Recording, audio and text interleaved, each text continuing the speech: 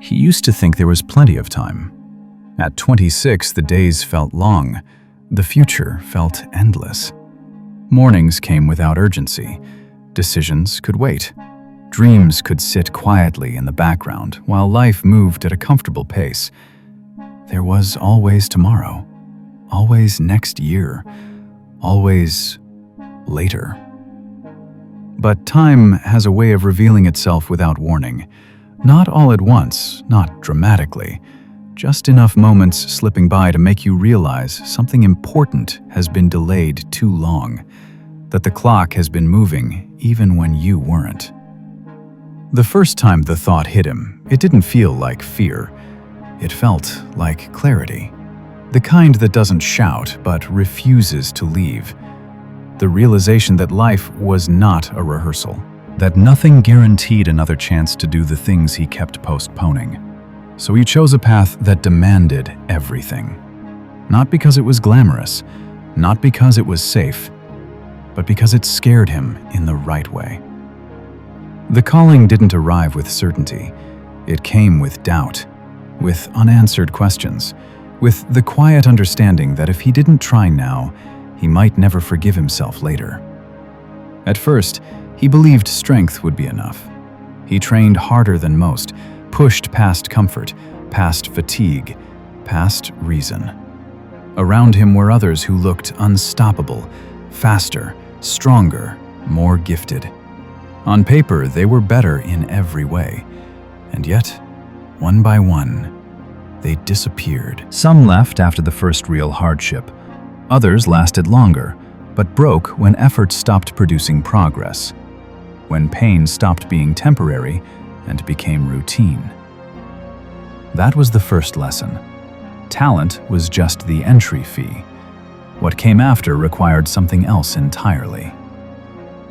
The days blurred together, cold mornings, exhaustion that settled deep into the bones. Moments where quitting wasn't dramatic, it was logical.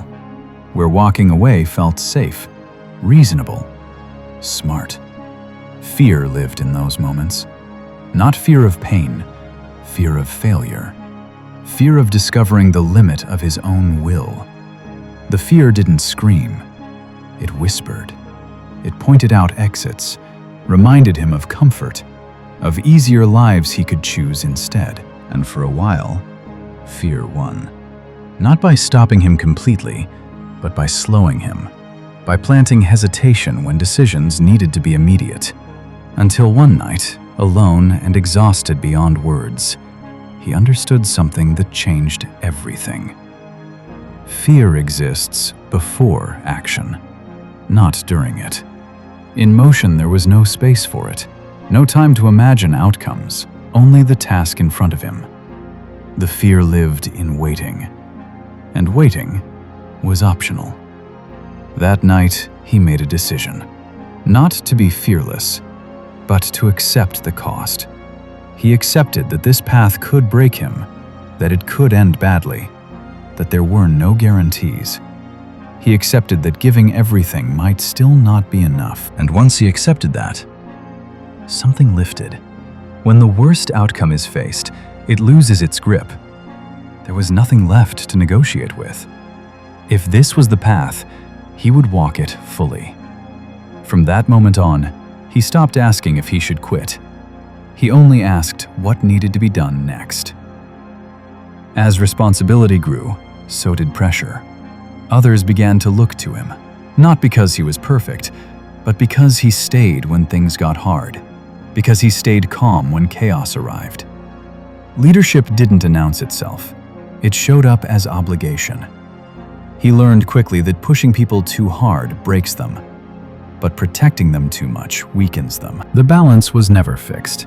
It changed daily, sometimes hourly. He made mistakes, pushed when he should have paused, missed signs of fatigue. When he saw it, he adjusted. Leadership wasn't about being right. It was about being aware. The challenge they faced was not weak. It was coordinated, adaptive, relentless. Underestimating it would have been fatal, so he respected it. Not emotionally, strategically. Respect meant preparation, humility, never assuming superiority. Arrogance blinded people. Respect kept him sharp, and that respect extended to the people around him. They were not machines. They didn't move because he ordered them to. They moved when they believed in the mission. So he stopped handing down plans. Instead, he asked questions. What do you see? What's your approach? How would you solve this? He listened, challenged, refined. But the ideas were theirs. Ownership changed everything. When people build the plan, they protect it. When they believe it's theirs, they execute with intensity no command can create. Accountability became unnecessary, not because standards dropped, but because standards became internal. Eventually, his presence became quieter. His role shifted from control to observation. And that was the goal. True leadership is becoming replaceable, building something that works without you. Growth didn't arrive in a breakthrough, it accumulated. Skill stacked on skill, experience layered onto failure. Nothing magical clicked.